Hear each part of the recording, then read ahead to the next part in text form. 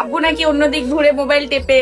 তারপর আমাদের বাসায় যারা যারা আছে, আমার ভাইয়া ভাবি থেকে শুরু করে আমার হচ্ছে ভাইয়ের মেয়েরা, ওরাও ফোন চাপে, বাট আম্মু ফোন যাবে না, কারণ আম্মু অ্যান্ড্রয়েড সেট ইউজ করতে পারে না ওইভাবে।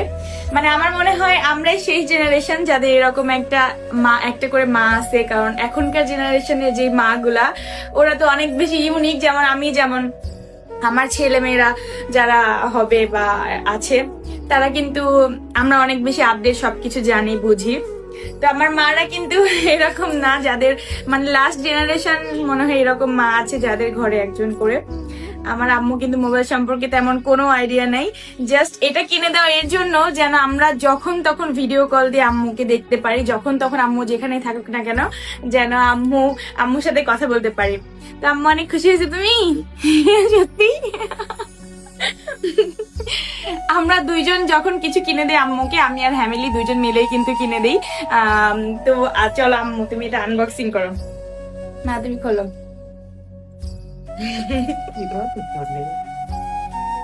এমনি টান দাও, এমনি টান দাও বক্সটা জোরে জোরে। ওয়াও, এটা হ্যাঁ এটা খুলে দাও, তারপর এটা ছেড়বো। হ্যাঁ না এটা উঠাও।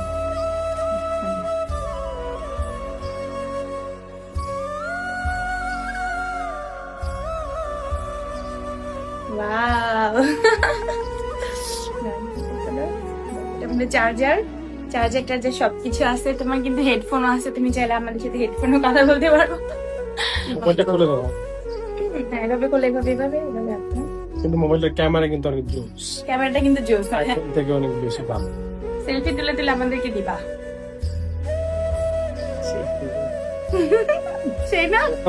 দেখাও ক্যামেরাতে সবাইকে দেখাই দাও, এই যে দেখাই দাও।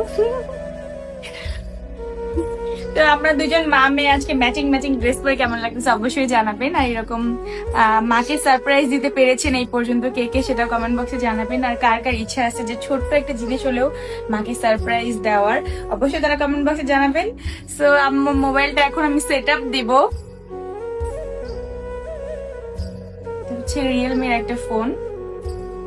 সেলফি কিন্তু অনেক দুর্দান্ত হয়। আম্মু যদিও সেভাবে ফোনে হচ্ছে কোনো কিছুই করবে না, জাস্ট আমরা ফোন দিব, আম্মু রিসিভ করবে, পিক করবে, এতটুকুই। আম্মু একটা মনে হয় সেলফি পর্যন্ত তুলবে না, তুলবে কিনা আমি জানি না। যাই হোক, ওকে তাহলে এই পর্যন্তই। মাকে আরো বড় বড় সারপ্রাইজ দিতে চাই লাইফে, জানি না কতটুকু পারবো। সো সবাই ভালো থাকবেন, সুস্থ থাকবেন। আজকের ভিডিওটা এই পর্যন্ত শেষ করছি। আল্লাহ হাফিজ।